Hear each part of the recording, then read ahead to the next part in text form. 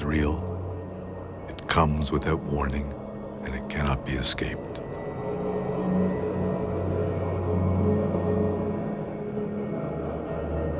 Though teachings on death and dying are no longer common in the West, they remain a part of daily life in the Buddhist cultures of the Himalayas. The kingdom of Ladakh, once considered Western Tibet, is now administered by the Indian government. It is located 3,700 meters above sea level on the borders of China and Pakistan. Because it lies in a politically sensitive area, foreigners were forbidden to visit there until 1974. As a result, the culture of Ladakh is still relatively unchanged.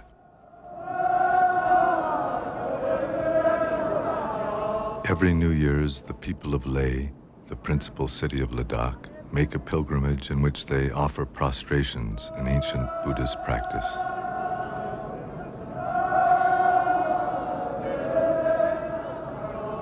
By making prostrations to the Buddha, his teachings, and the community of his followers, they pray that all who suffer in this world may find refuge in abiding peace. According to the Buddhist teachings, Buddhahood, or unchanging wakefulness, is at the heart of every living being. This basic awareness is the essence of life. It is beyond birth and death, but to be born leads inevitably to the sufferings of sickness, old age, and death. Compassion for everything that lives is the basis of a path through this life and to our death. The belief in reincarnation is an expression of that compassion.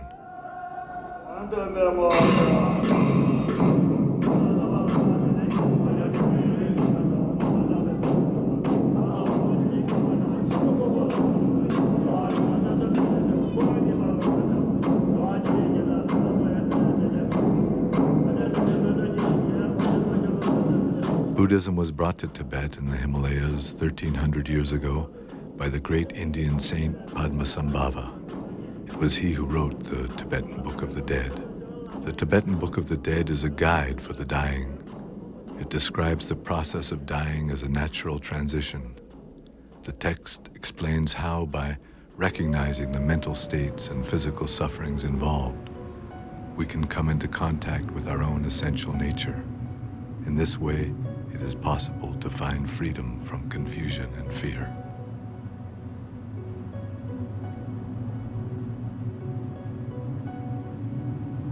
In a small village near the headwaters of the Indus River, an old man, Palden Sering, has died.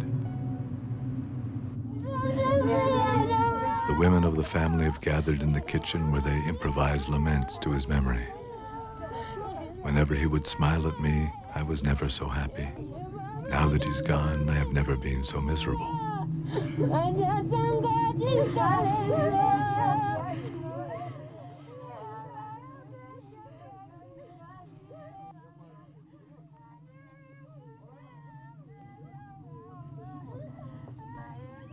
The family has requested Chozan, a Nakpa, or Buddhist yogi, and a resident of the village who often performs these rites, to come and read the text and to make the appropriate offerings.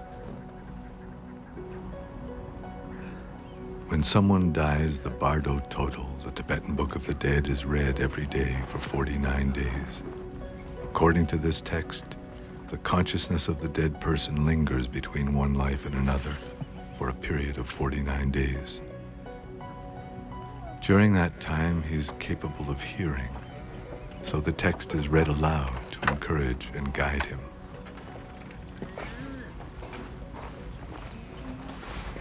At first, the text is read in the presence of the body.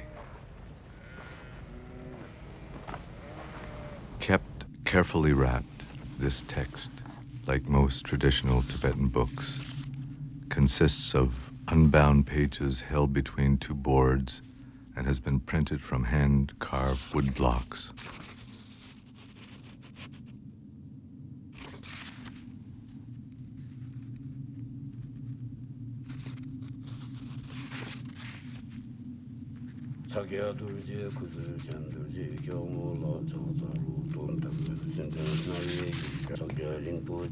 O son of noble family, that which is called death has now arrived. Now, for the benefit of all beings, recognize the luminosity which dawns before you. This great blazing mass of light is enlightenment itself. It is the natural mind. It is the essence of your own mind. Recognition and liberation are simultaneous. The Book of the Dead describes how at death the consciousness is suddenly separated from all the circumstances which made up daily life. Mind experiences its own liberation directly as radiant, pure white light.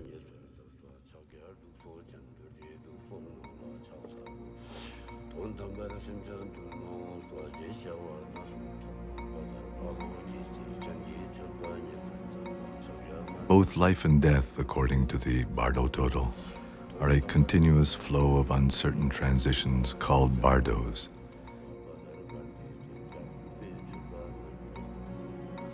In the bardos of death, if mind does not recognize its own nature, it becomes ever more solid until it enters a new form of life.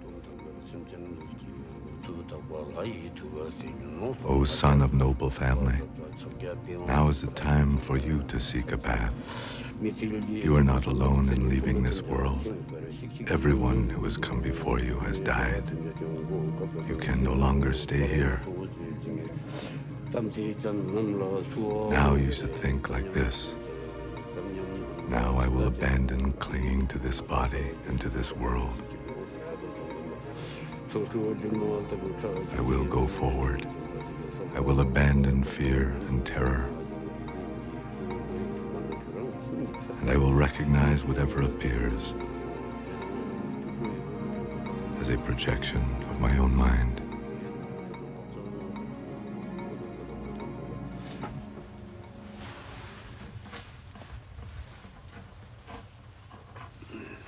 Chozan uses an old astrological calendar to fix the day of Palden Sering's cremation, making calculations based on the dates of the dead man's birth and death. He determines that the cremation should take place 10 days later.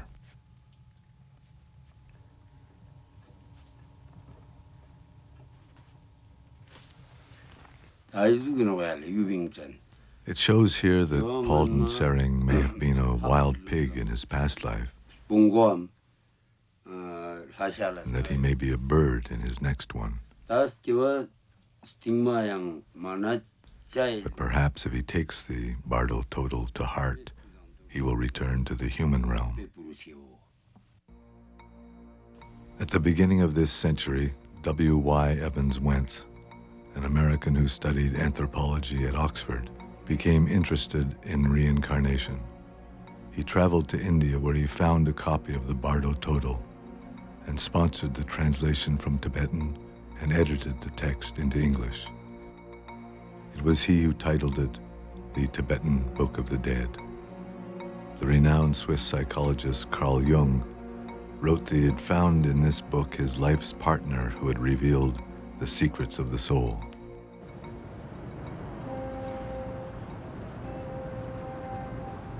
The Living Dying Project in San Francisco has been assisting terminally ill patients for more than 20 years.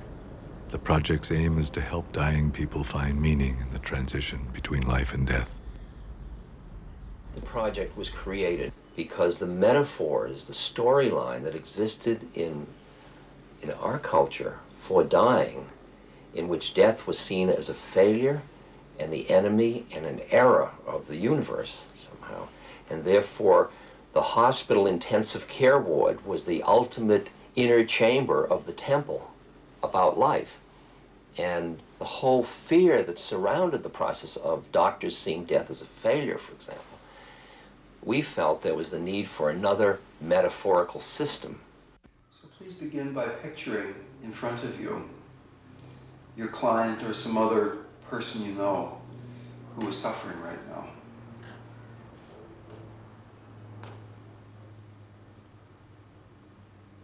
And feel in an open and direct way how this person actually is suffering. Feel the quality of it.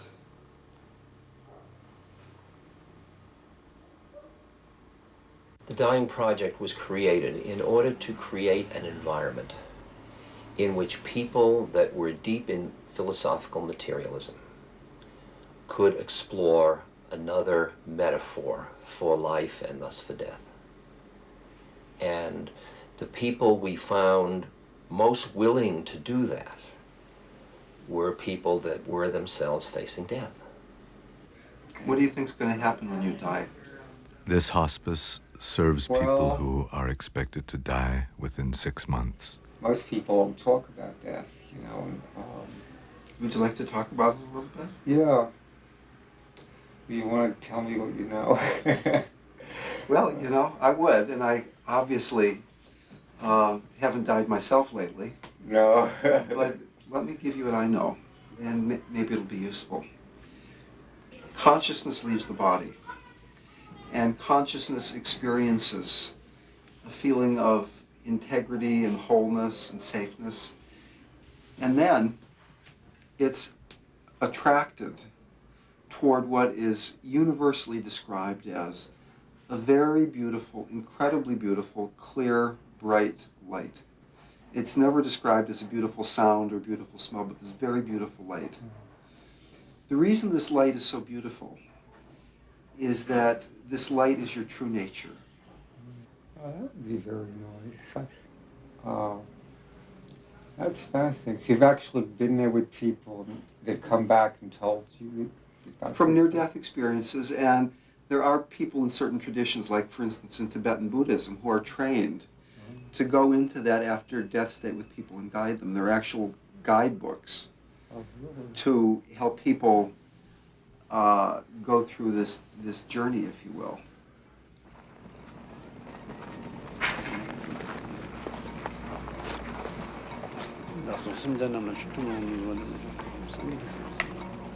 Tokuden Rinpoche is an abbot from the monastery at Ladakh.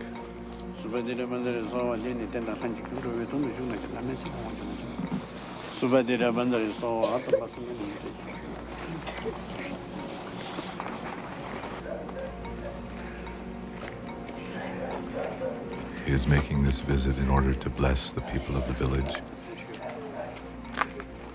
to teach, and to see how they are faring.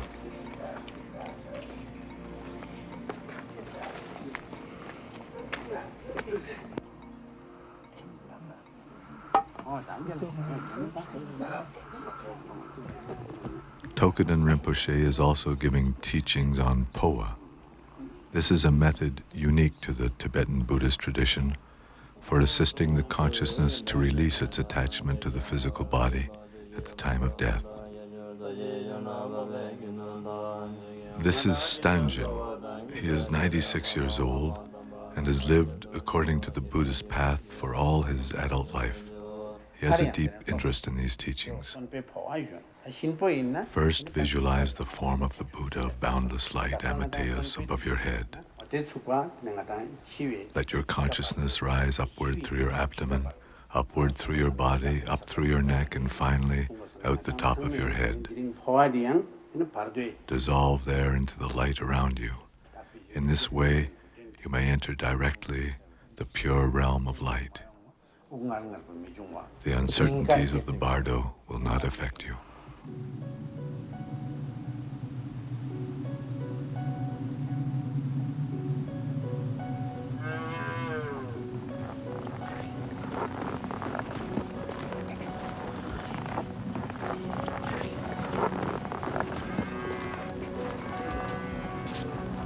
While in the village, Tokuden Rinpoche also goes to do the Poa ceremony for Palden Tsering.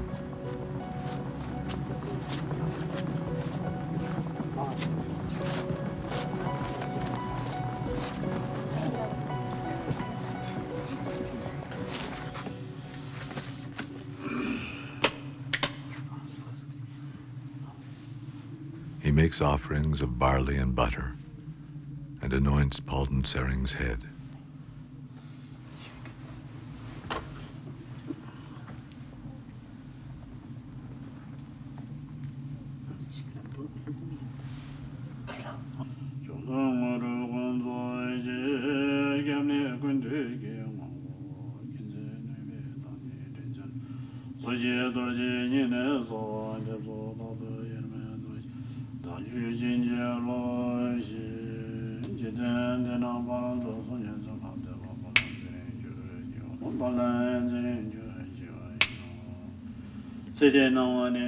Palden Sering, you have died. The light of this world is fading completely. And the light of the next world has not yet appeared. Your body has lost all feeling. This is what death is. Let yourself go.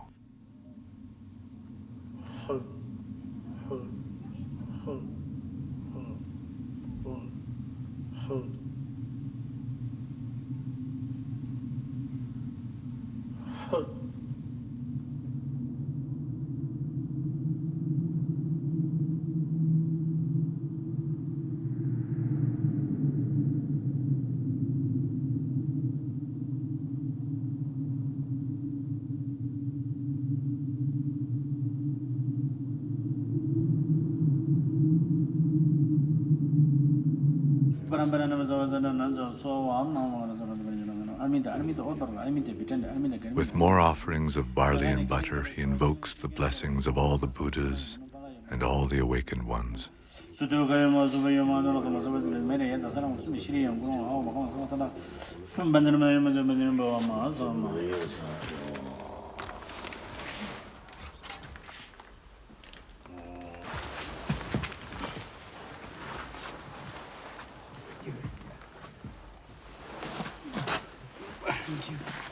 The blood on the head gives an indication that the ceremony has gone well.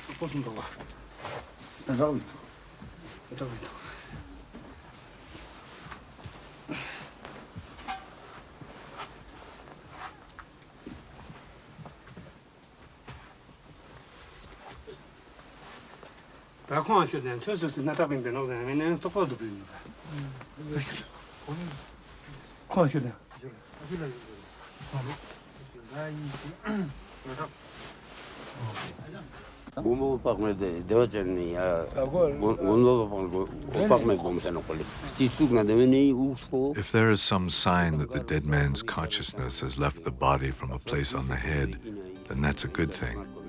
It means that the consciousness has not been obstructed as it left the body completely.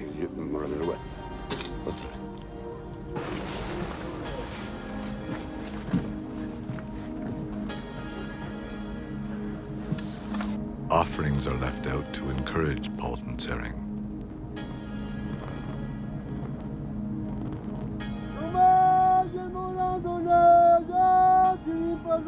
Be nourished by our offerings, Palden Sering.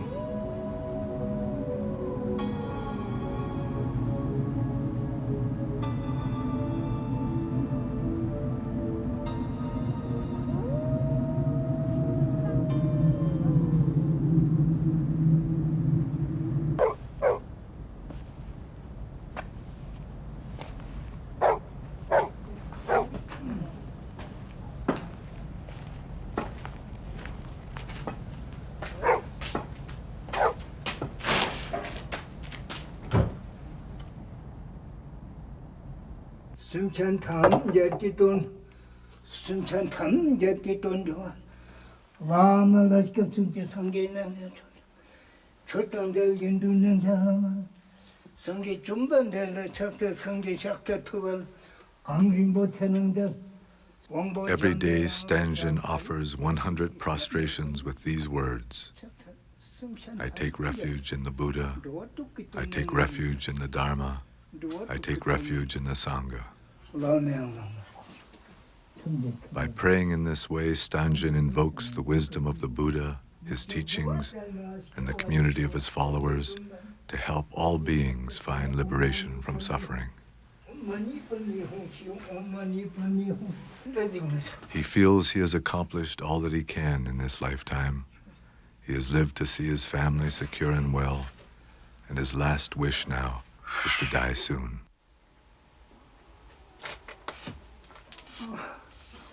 숨찬다면 이제 누구 좋게 사는 거야. 누구 좋게 사는 거야.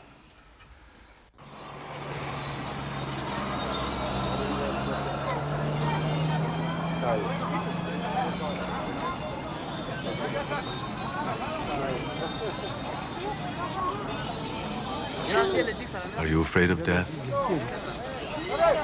No, everyone must die someday.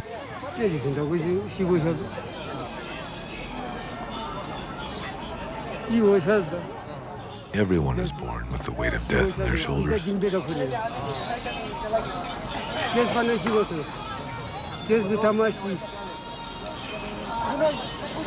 I haven't done anything bad, so I'm not afraid to die.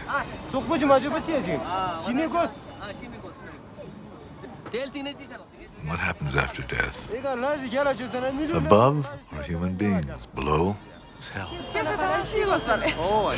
It's our destiny to die. Why aren't you afraid?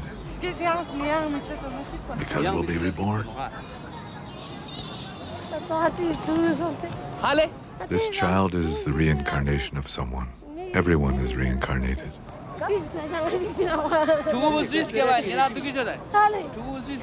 What was this child's previous life?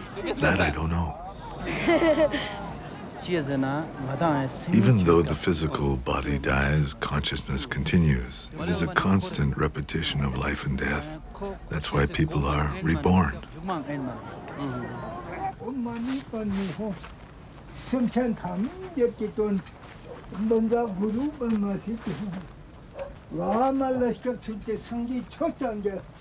Stangen was born at the end of the last century.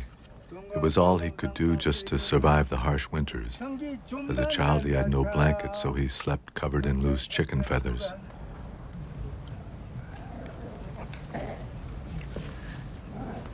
For food, he caught wild birds and animals in the mountain.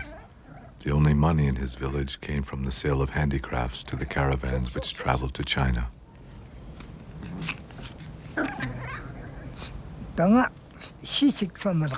Some of my life was very hard, but I have always practiced the Buddha's teachings. When I say the mantra with this prayer wheel, it is to express my wish that all beings in the lower realms, the animals and hungry ghosts, beings in hell, all find liberation. No matter what happens now, for myself, I have no regrets.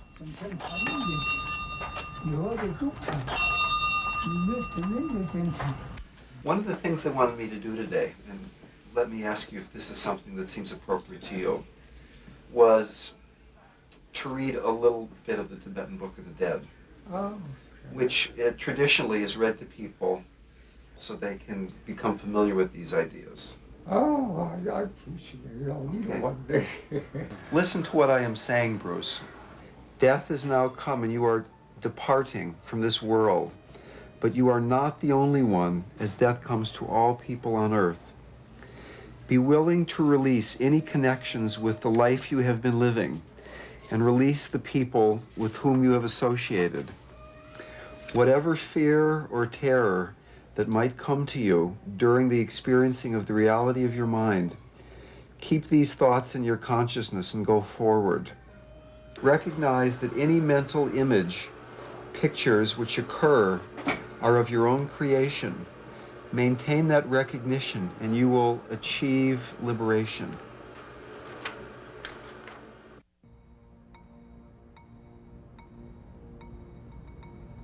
"9 days have passed since Palden Sering's death. According to the Bardo total, if the deceased has still failed to recognize his own basic nature, and if he has failed to recognize the peaceful deities as projections of his own mind, then they transform into terrifying, wrathful ones.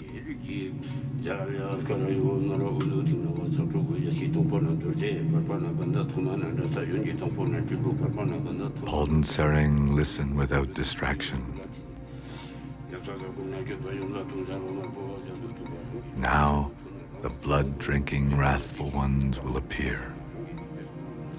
Their bodies are dark red or dark blue, with 3 heads, 6 arms, and 4 legs spread wide apart. Their 9 eyes gaze into yours with a furious expression. They hold human skulls full of blood, and they roar like thunder. They are accompanied by a retinue of their own kind in many colors, and they fill the whole of space. Do not be afraid. Do not be confused. Recognize them as the projections of your own mind. Do not be afraid, for they are your innate wakefulness. If you recognize this, you will be liberated.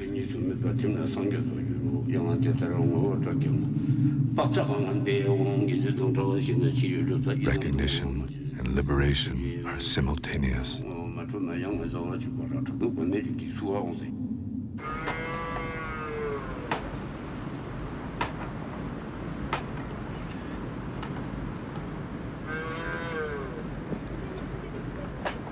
Today is the day of Palden Sering's cremation.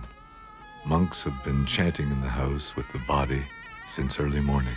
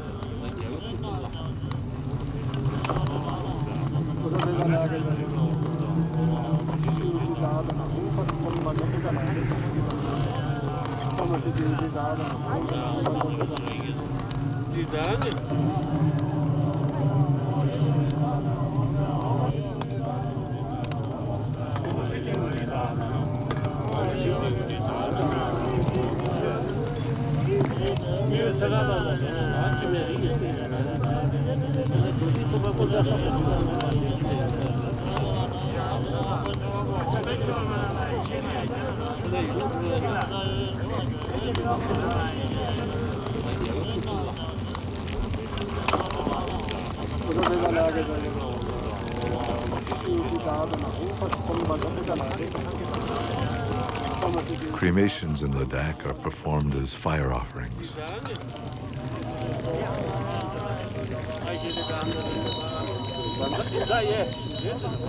In order that he may no longer cling to his former body, and so that his relatives and loved ones may release him from the bonds of their attachment to him, his body is offered to the fire.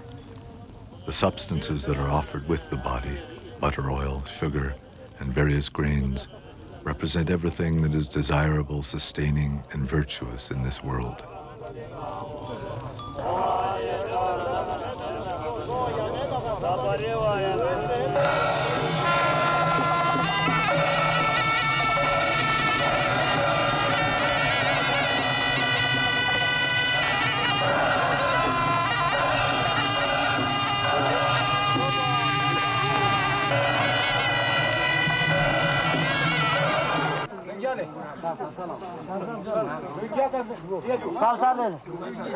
To complete this process, Palden Sering's possessions were donated to the monastery. The day after the cremation, the monks auctioned them off to the people of the village.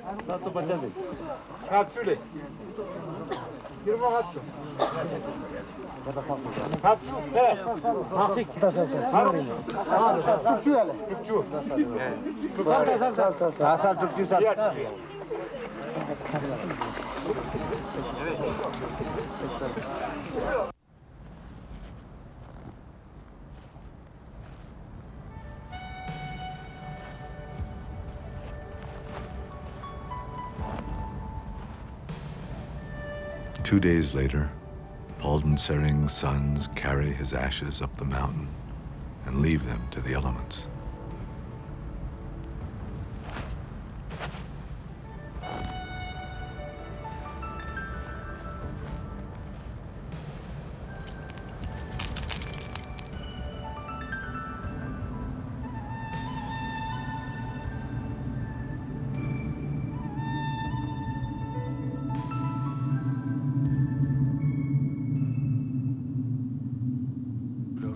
Palden Sering listened without distraction. The body which you had in this life is becoming indistinct to you, and the body you will have in your future life is becoming clear. As you sense this, you will become frightened and sad. There is no place for you to rest, and no stopping place in your ceaseless wandering. You do not care what your next life will bring as long as you will be born soon, and so you approach anything that appears before you. Take care, Palden Sering. Do not be afraid. Look for a good human birth, where you may yet recognize your own true nature.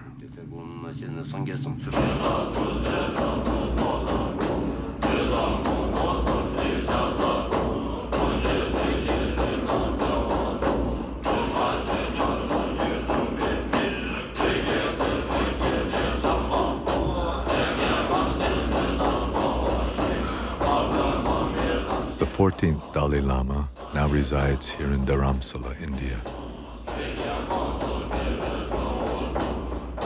He was born in 1935 and was recognized 5 years later as the incarnation of the previous Dalai Lama.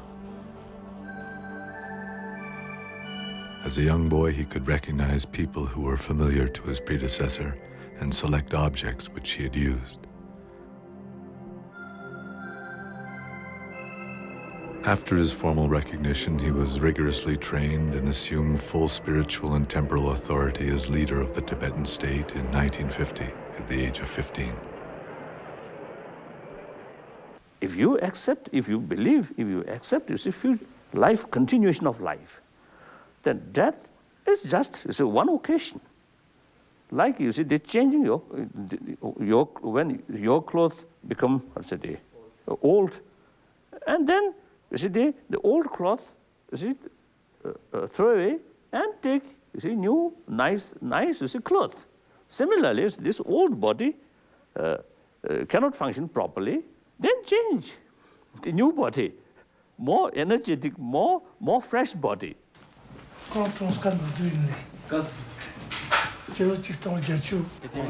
Sokrapa was shot by an Indian policeman 11 years ago while participating in a demonstration for the improvement of labor conditions in Ladakh. 2,000 people from all over the country attended his funeral. Subsequently, the Indian government acceded to the demand for improved conditions, and Sokrapa became a national hero. We have confirmed that this boy is the reincarnation of the monk Sokrapa. All Ladakh is very happy. Sokrapa's incarnation, Zopa, is the youngest son of a poor farming family and was discovered in Sokrapa's own village. When he was born, he had a bruise on his side which did not go away for a very long time. He said that he had been hit by a bullet and it hurt him.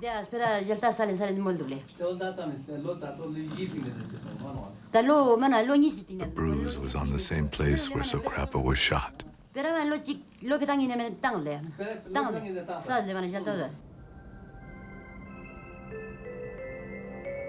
When Zopa was 2 years old, he said he wanted to meet his aunt. But the aunt he was referring to was Sokrapa's aunt, who had raised Sokrapa as a child and had lived with him. When he visited her, Zopa was able to identify all the objects which Sokrapa had regularly used.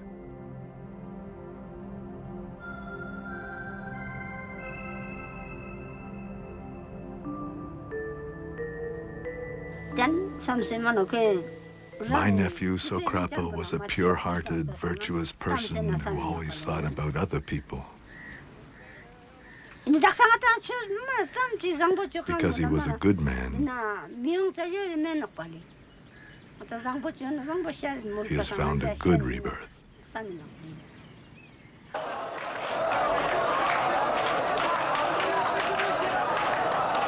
When Zopa was 8 years old, the village gathered funds to send him to be trained at Sera Monastery in Mysore, India.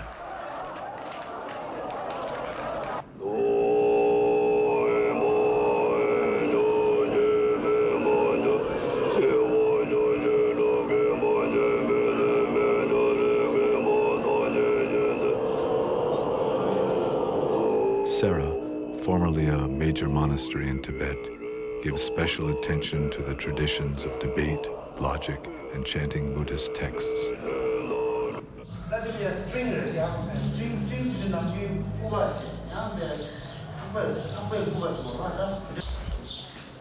The people of Ladakh hope that Zopa will one day return to his country as a future leader.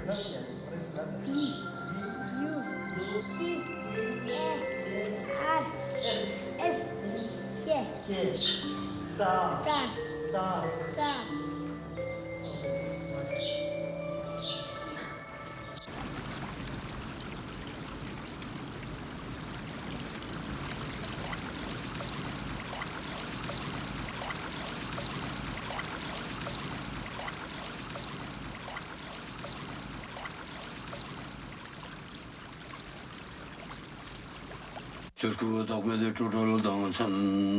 the final day of reading the Bardo Total, the entire family gathers to pray that Palden Sering will find a fortunate birth. Palden Sering, listen without distraction. You have not recognized your own nature, and now you will once again experience all the painful uncertainties of birth and death. Give up anger, give up attachment, and give up yearning for relatives and friends. Take refuge in the Buddha, the Dharma, and the Sangha. With your head held high, enter the human realm.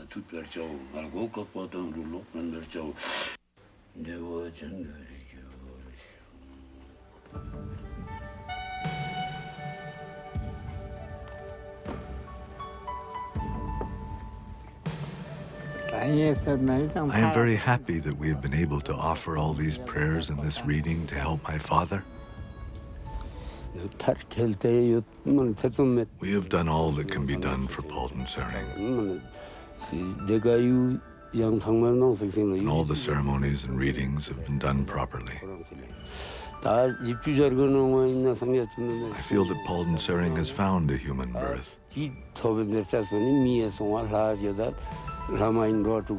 But I don't know in what circumstances he may have been born.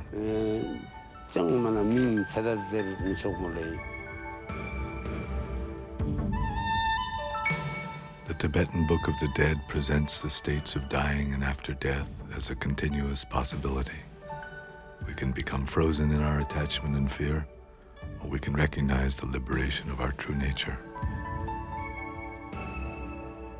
The Tibetan Book of the Dead shows that this opportunity is available to us in every moment of life and death.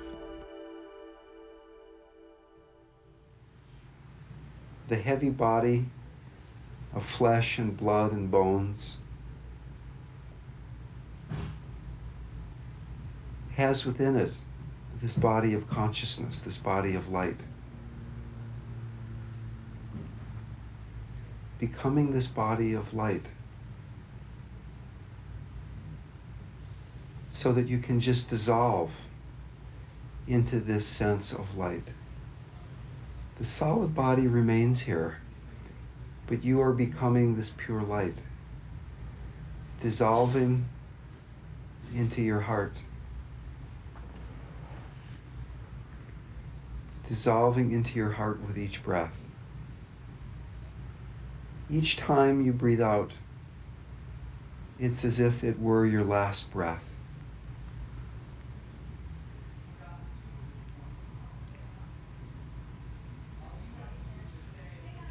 Expanding into a larger and larger sense of spaciousness. Nothing to hold on to.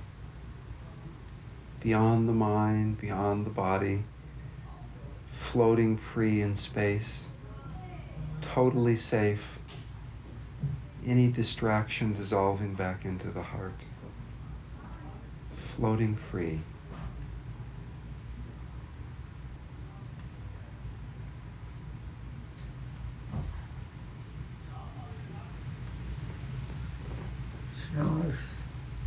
Nice?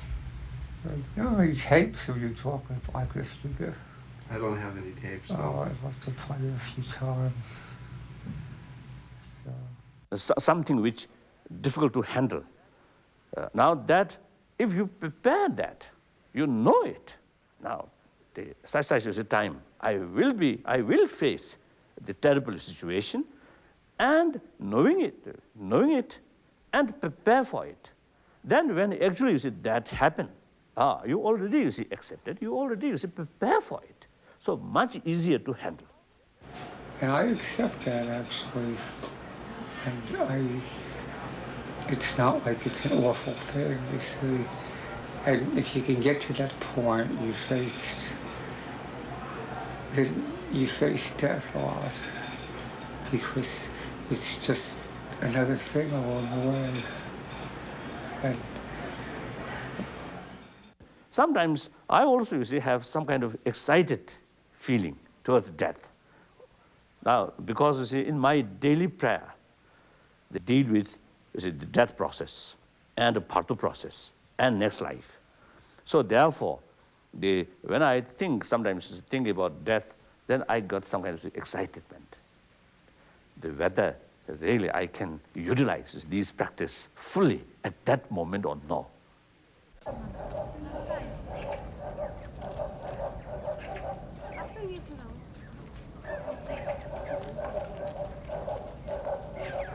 Stangen's great-granddaughter, who was married into a family in a distant village, comes to visit him.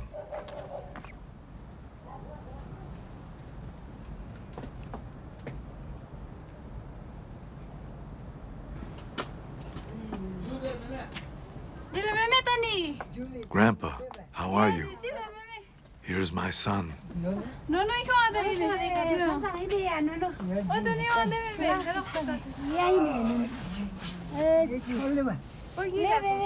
The child is Stangen's great-great-grandchild.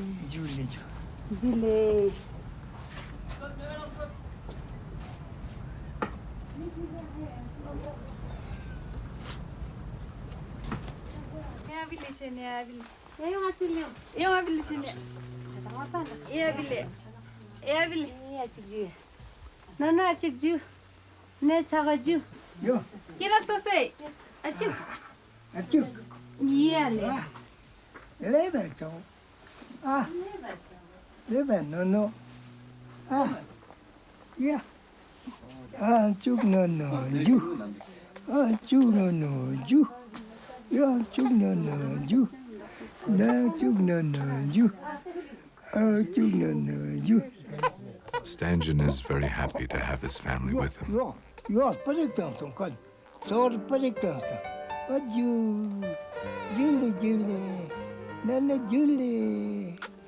Although he wants nothing further from his life, as he says, I am always grateful for what the path of life gives to me.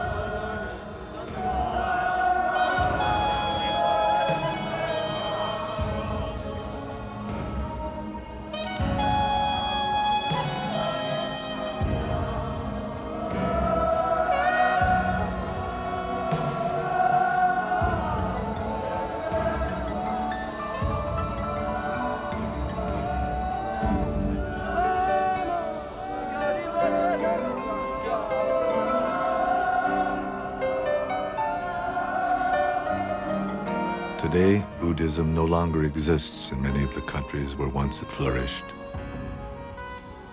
Nonetheless, in those countries where it is still practiced, it is a source of guidance and strength. And it continues to express people's aspirations for the well-being of all.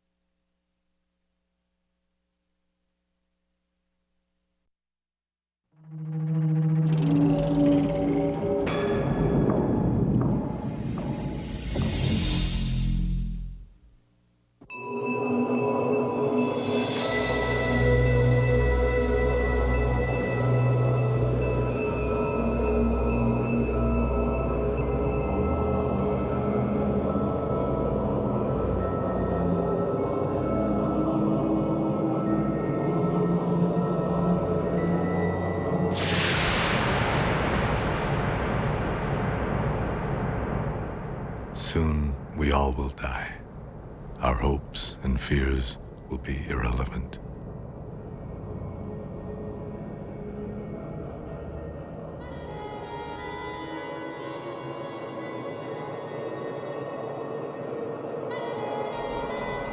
On the luminous continuity of existence, which has no origin and which has never died, human beings project all the images of life and death, terror and joy, demons and gods.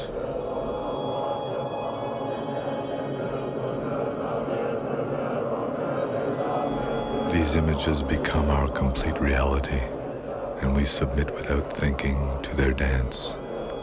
In all the movements of this dance, we project our greatest fears on death, and we make every effort to ignore it.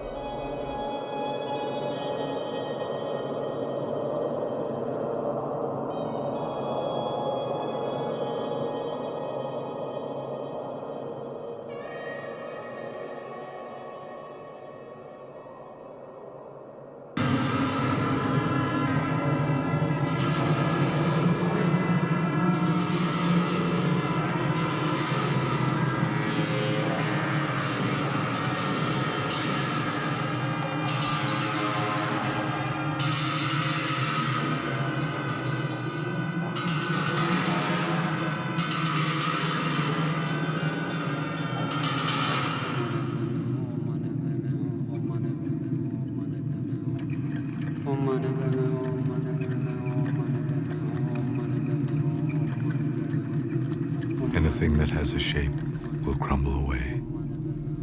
Anything in a flock will disband.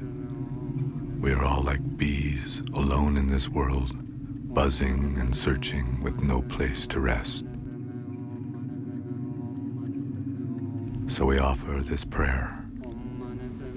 Delusions are as various as the reflections of the moon on a rippling sea.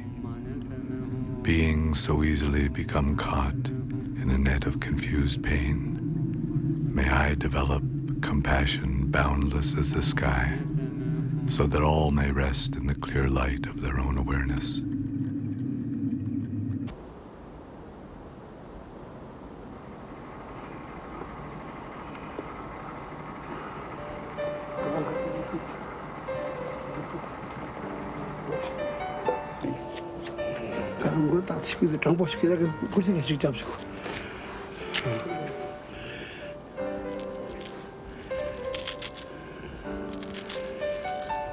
This is Tibetan Sering. He is a 13-year-old novice monk. For the last 5 years, he has lived in a monastery in a small town in Ladakh near the Tibetan border.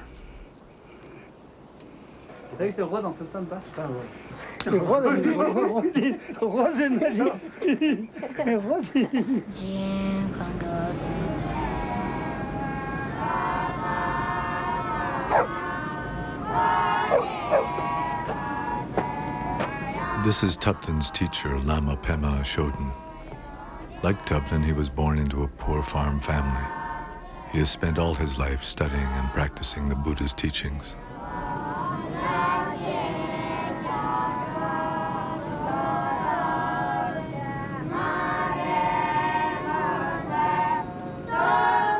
When the Chinese invaded Tibet, Pema Chodron fled from a monastery he had been visiting there and came back to Ladakh carrying 100 volumes of sutras and other texts on his back.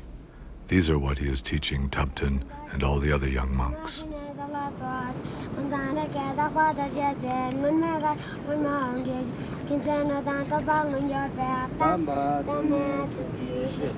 Sutras are the records of the Buddha's words. Pema Chodron shows how they have guided people on the path of awakening for more than 2,000 years. He is careful that his students learn their true meaning and know how to apply them properly in daily life. Buddhism is always taught this way, directly from teacher to student, and Pema Chodron teaches just as he was taught.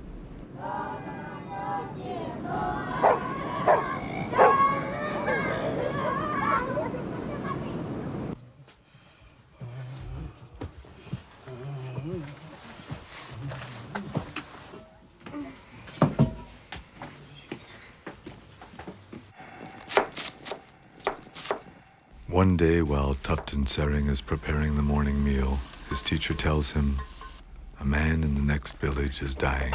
We will leave here early tomorrow so that we can help him.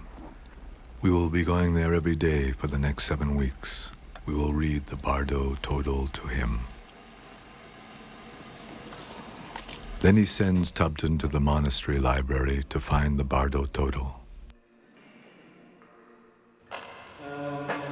Known in the West as the Tibetan Book of the Dead, this text is a guide for those who are dying and is used in all Buddhist countries of the Himalayas.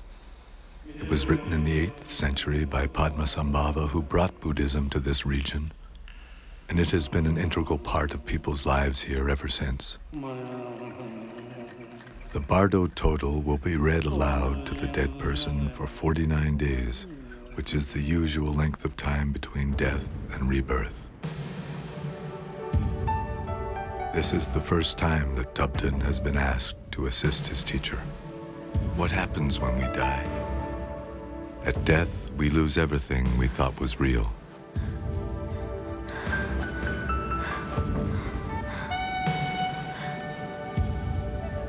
Unless we can let go of all the things we cherished in our life, we are terrified.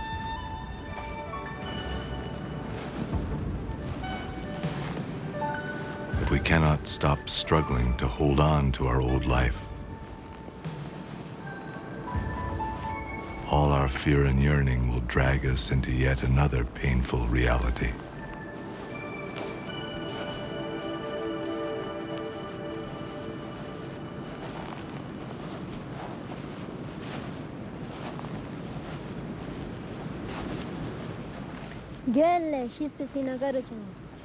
But where does the consciousness actually go?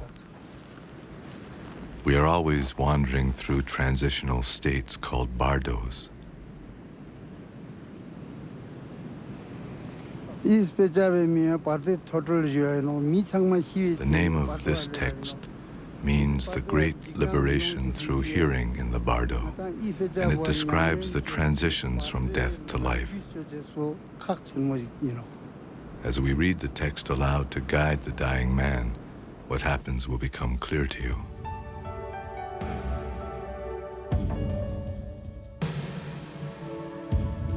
The Sonams live at the edge of a nearby village.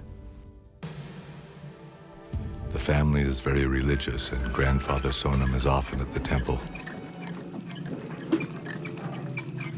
But it is his second son, Sering Sonam, who is dying. He has been somehow stricken while traveling on business, in spite of the fact that he is only 42. will be hard for him to let go of his attachment to this world. To leave his wife and his old father must be very difficult, and this can cause him to wander in the painful uncertainty of the bardo for all of the 49 days after his death.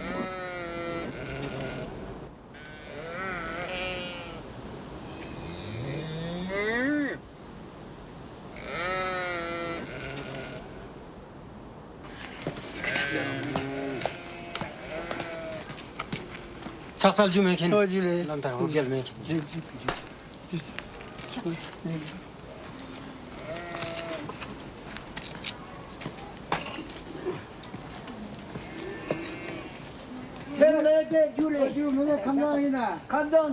Thank you for coming to us. Are you well, old man? I'm all right. But my son... The Lama will do all he can for the dying man and also for his family, who themselves must be grief-stricken at the suddenness with which they face the loss of beloved son, husband, and kinsman. The bardo of dying lasts from the beginning of the body's physical collapse until the body and consciousness separate. While we are living, the elements of earth, water, fire, and air together support and condition our consciousness and our perceptions. Death occurs when this is no longer the case. Now, without the screens and filters of daily life, at this time, mind itself can be seen directly.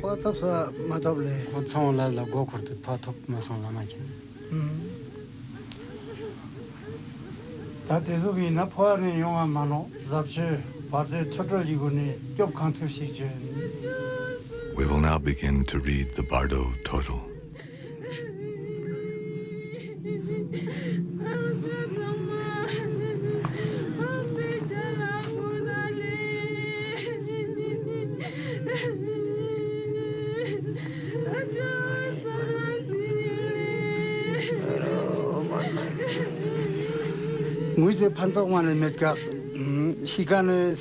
Don't cry, it doesn't help, it just confuses the dying man. The most important thing now is to help Tsering Sonam's mind be untroubled and clear.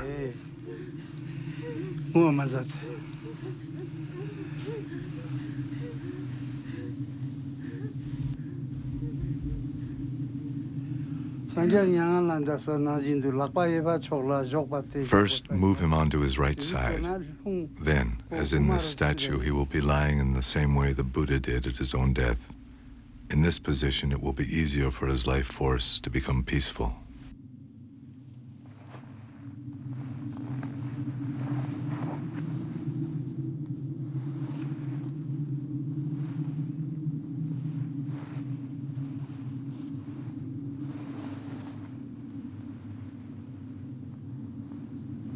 According to the Book of the Dead, dying people are sensitive to sound both as they die and for certain periods after their death.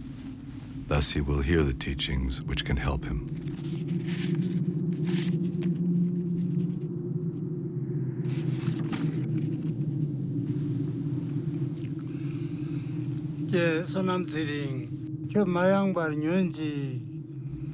Tsering Sonam, we are here to help you. Tsering Sonam, listen to me carefully. Listen, Tsering Sonam. Now is the time for you to pay close attention. Do not be afraid.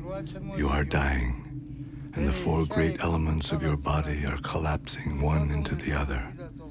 It feels as if you are being crushed by mountains, tossed by waves, scorched and carried off by a strong wind. This is the bardo of dying. It is important now to recognize your own nature. Do not resist this. Do not be afraid.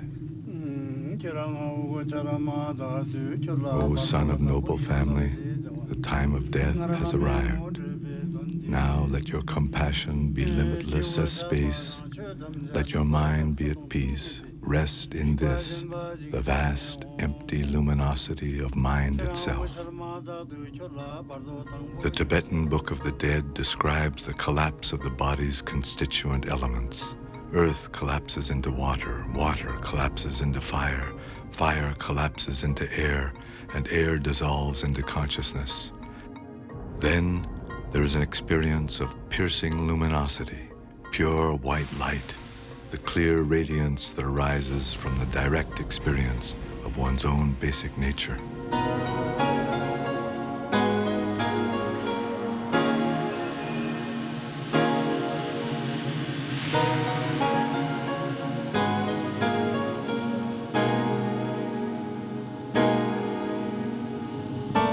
Now there is no darkness, no separation, no direction and no shape, only brilliant light. This boundless, sparkling radiance is mind, free from the shadows of birth and death, free from boundaries of any kind.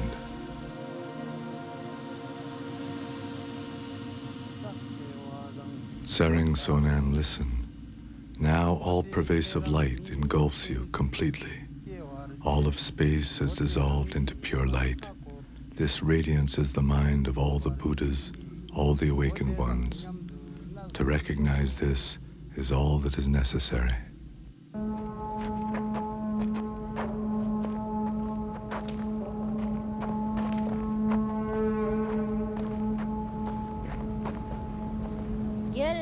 Teacher, what happens to him if he doesn't recognize his own nature? Well, there were definite indications that he did not recognize it, so it is as if he has fallen into a dreamless sleep. Can he still hear? No, but in 3 days' time, his consciousness will hear more clearly than ever before. All his senses, all his emotions will be vivid and intense, and although it will seem to him that he has entered some new reality, it is still just the reality of his own mind.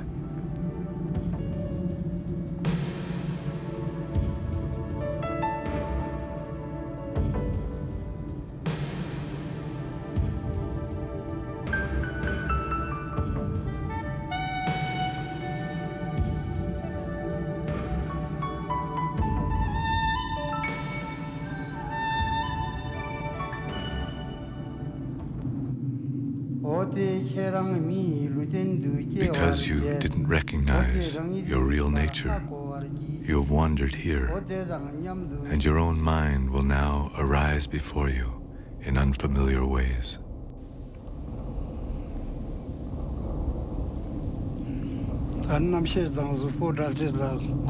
Now his body and consciousness have separated. Now the dead person does not know whether he is alive or not. Even so, he can see his family and hear them crying. O Tsering Sonam, listen carefully. You are not alone in leaving this world. Everyone dies. Do not indulge any longer in desires and longings for this place. There is no way that you can stay here.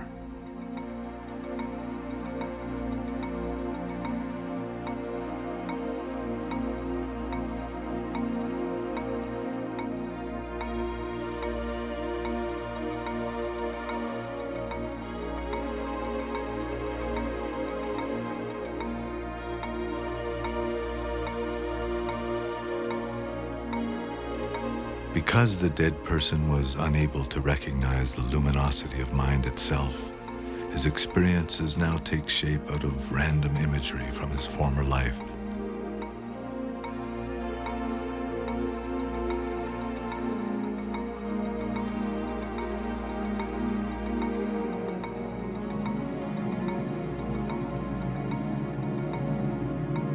He sees his friends and relatives calling out to him, but they cannot hear his replies.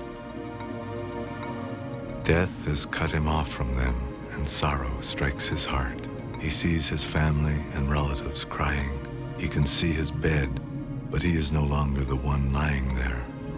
Instead, there is a corpse.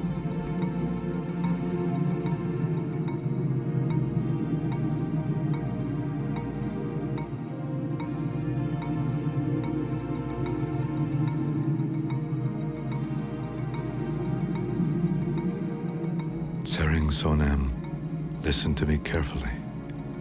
Soon you will experience the intense presence of your own emotional states as peaceful and raging light forms. Do not be afraid. They cannot hurt you. You are dead. Do not cling to the past. Go forward.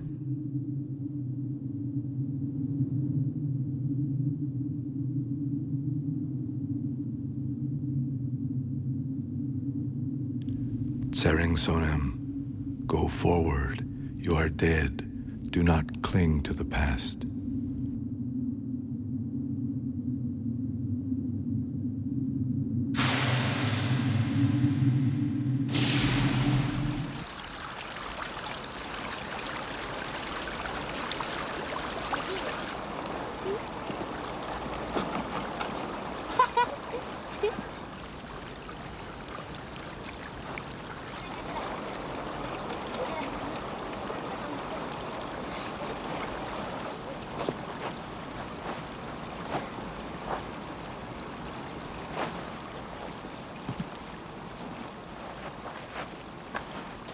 Pema Chodron teaches that though this world seems stable and solid, nothing here is permanent.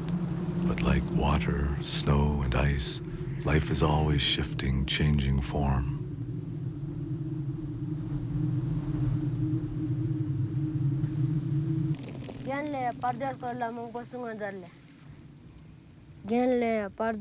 Please tell us more about the bardo.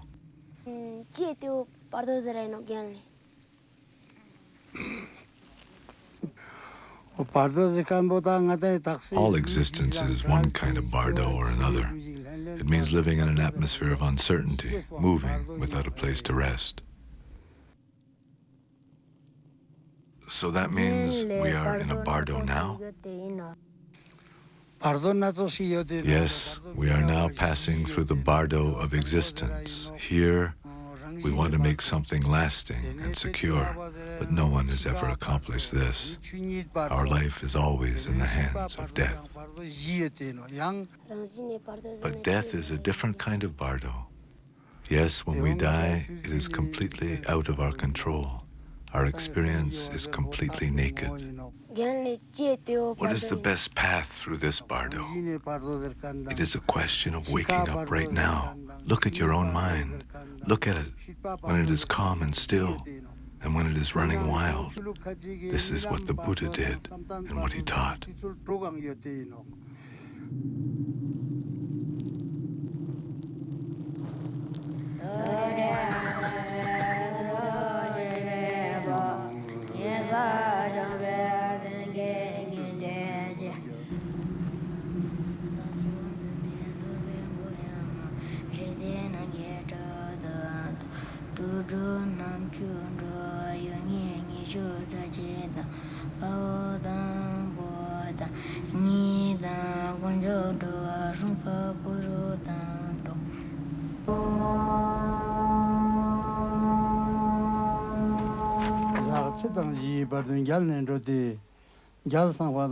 Tsering Sonem, listen carefully.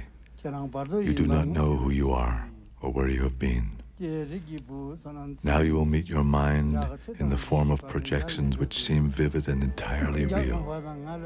Now you will see penetrating blue light shining all around you. This is the essence of consciousness itself, Buddha Vairochana. His wisdom is like a mirror, reflecting everything. He is the form of consciousness in its complete purity. This wisdom is inseparable from your own heart. But also, you will see a diffuse white light. Avoid it. If you follow the allure of the soft white light, you will find yourself ensnared in the temporary pleasures of being born as a god, living in lordly ignorance of the passage of time, yet subject to unexpected death.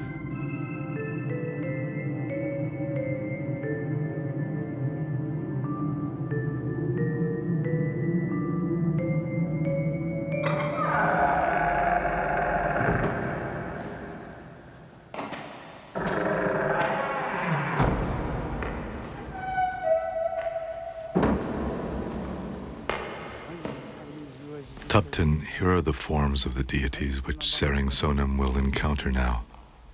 They are the wisdom in his very heart and mind. The 42 peaceful deities will emanate from his heart, and then the 58 wrathful ones will emerge from his brain.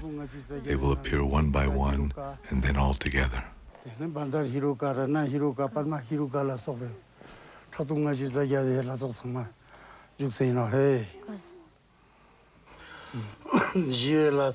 The peaceful deities are complete, immovable, invincible. If he cannot bear to enter their vast benevolent space, if he cannot let go of self-centeredness and fear, these deities will become terrifying, wrathful ones who drink the blood of his ego clinging and crush all his delusions. If he recognizes them as an expression of his own mind, they are the unsparing face of wakefulness.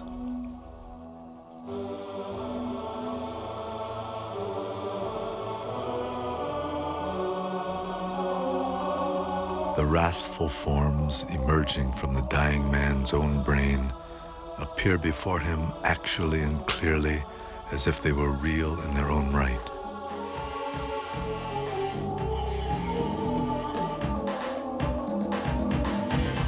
The terror and anger he feels are his own efforts to evade being completely awake. He wanders uncertainly in the landscape of his own mind. If he recognizes this as his own projection, liberation is instantaneous.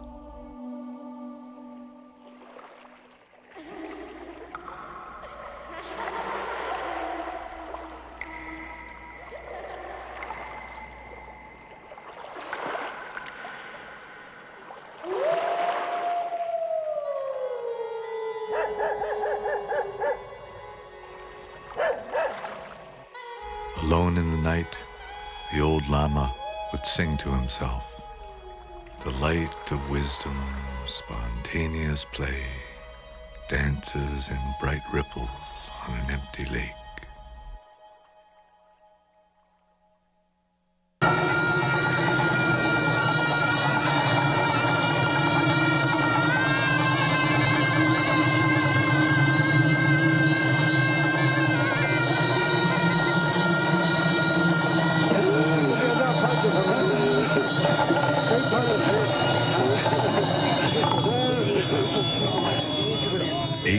After his death, Sering Sonam's body is cremated.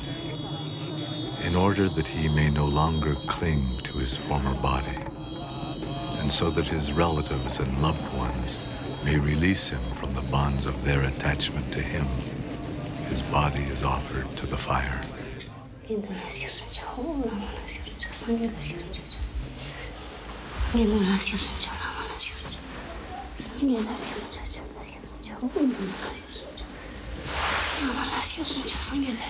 I take refuge in the Buddha. I take refuge in the Dharma. I take refuge in the Sangha. Sering Sonam's widow makes this prayer not just for herself and her husband, but for all beings to be released from suffering. It's been 8 days since Sering Sonam died, but still he wanders in the bardo. Now he is seeing the wrathful deities, so it is a difficult time for him. Please continue to think of him kindly. Continue to offer prayers for him and encourage him. It will help him find his way.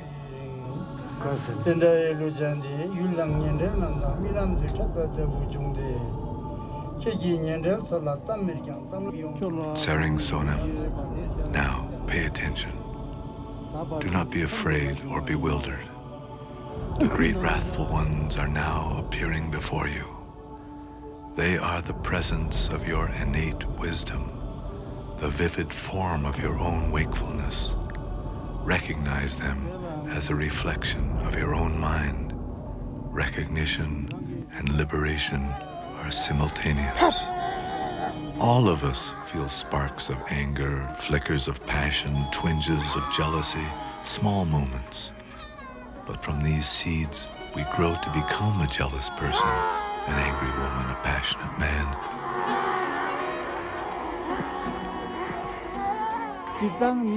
We say, "This is what I am," and we act accordingly. But these are just our masks. We forget that we are wearing them, and we run from the ones which others wear. So really these wrathful deities are just part of us? Yes. That's why I say it's impossible to run away from them. They are the sharpness of your own clarity. They are all in your head. But still, it's hard not to find them frightening. Maybe they can't understand why you're always running away.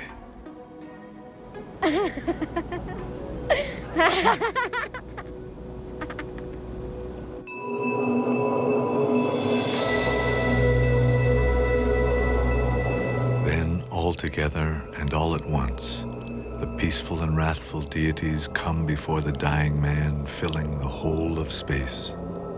If he does not recognize these as his own projections, then they transform into the terrifying image of the Lord of Death with gnashing fangs and glassy eyes.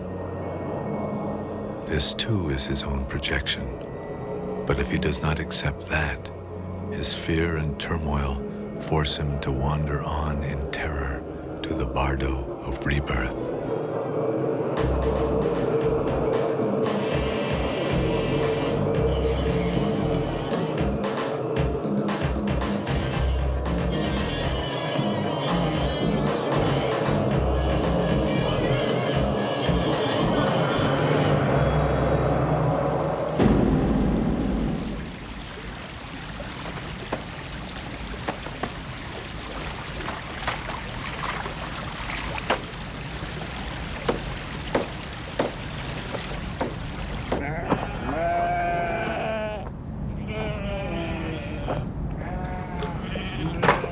When Tsering Sonam was alive, he was too busy to look closely at his life. Now 3 weeks have passed since his death. Drawn on by the stream of his old habits of mind, he still cannot recognize his own basic nature. Now he has left the bardo of the nature of mind. Again he is lost and wandering, so now he seeks to end his suffering by being born into a solid and familiar place. Now in the bardo of rebirth, all his senses have become extremely acute, and his consciousness is like a body without substance. In this body, the dead man, by a mere thought, can travel anywhere. As if he had miraculous powers, he can pass through mountains or circle the universe. He can enter anywhere, but nowhere can he rest. In the pain of his endless wandering, the thought of being born now promises great relief.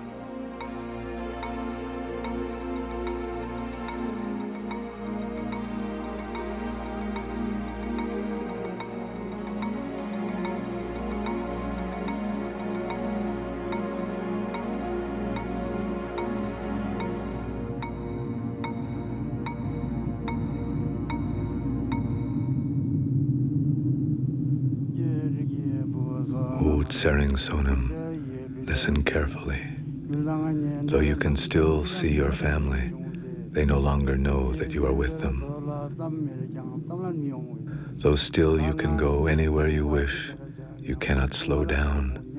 You are simply being driven on the winds of hope and fear, just as a dead leaf is carried on a gale.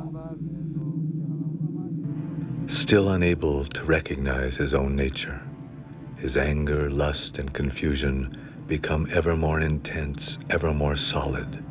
They at last appear to him as entire realms where he may stop and dwell.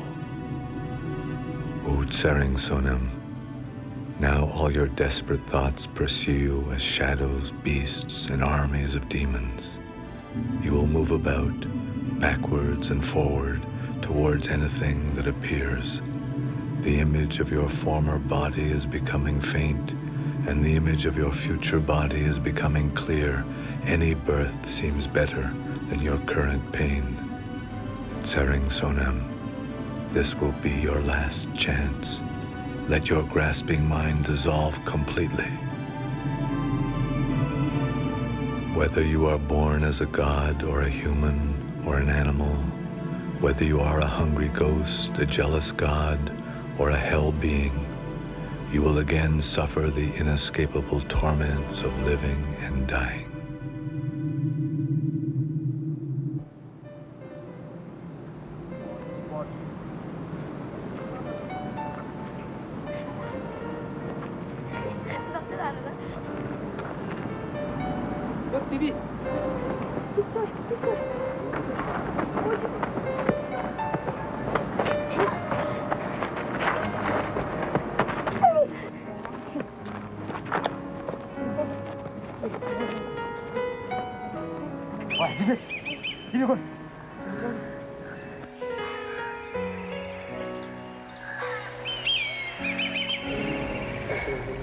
Since everyone is caught in these bardos of suffering and delusion, what can we do?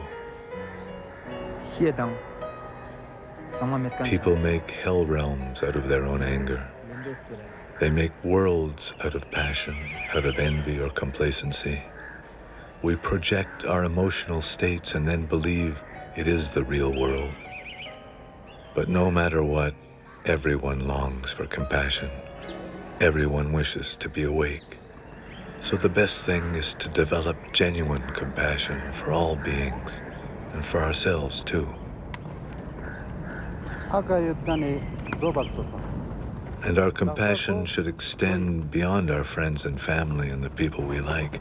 It must extend to all people and to all living beings.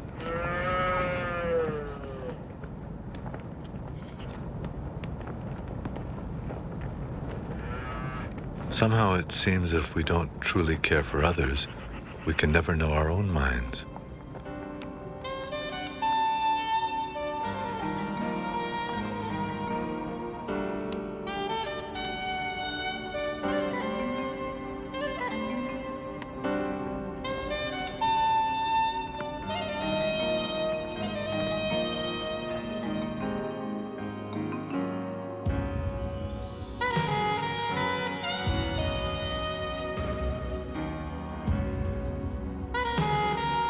Remember, Tupton, you can have lofty insights and pure impulses, but then return to your old habits without even noticing.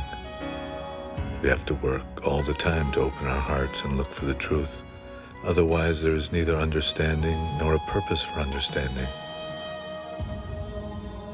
Also, Tupton, it's not a bad idea as life goes by to keep your sense of humor.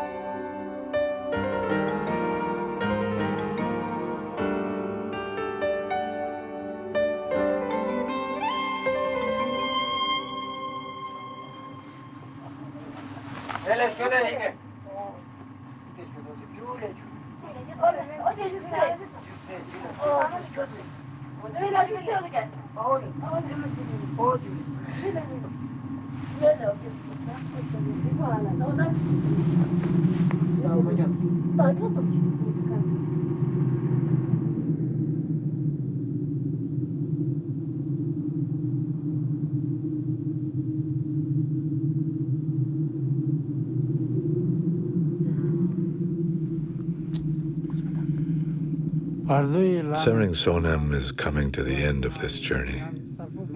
As he reaches the end of the bardo of rebirth, the features of the world he is going to enter will become very clear to him. If he pays attention now, he can find his way to a favorable rebirth.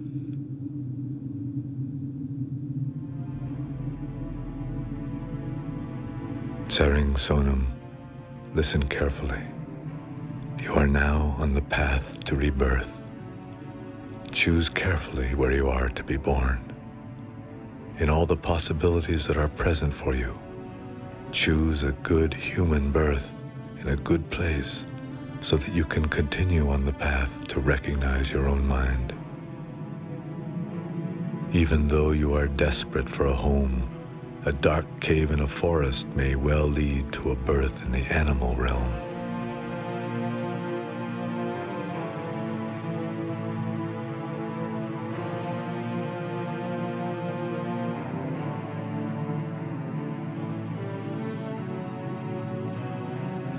Even if you are consumed by yearning, the realm of hungry ghosts is a never-ending wilderness where life is ruled by hunger and thirst.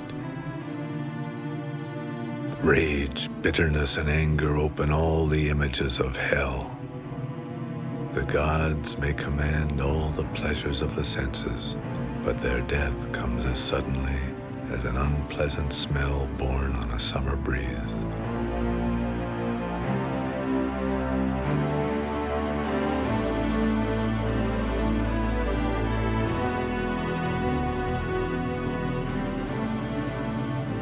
Put your mind at ease. Avoid the extremes of pleasure and pain, and take birth where you may still recognize the luminous essence of your own mind.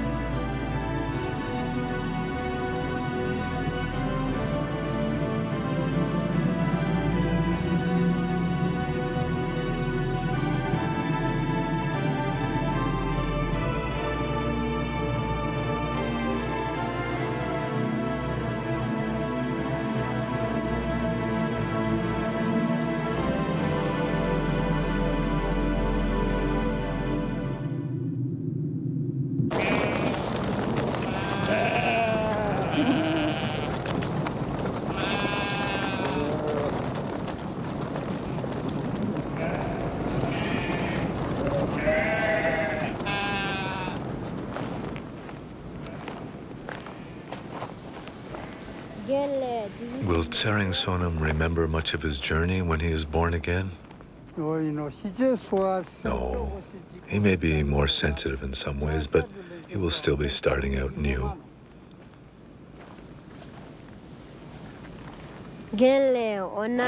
So it seems that coming to life is not necessarily a thing to be celebrated.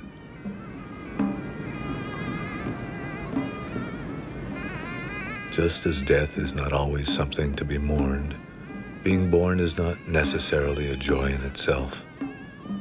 And what is the meaning in our journey through life and death?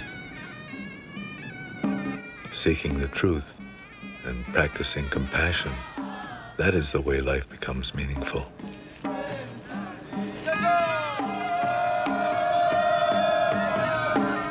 Just as it does for this young bride. The beginning of a new life always holds that promise.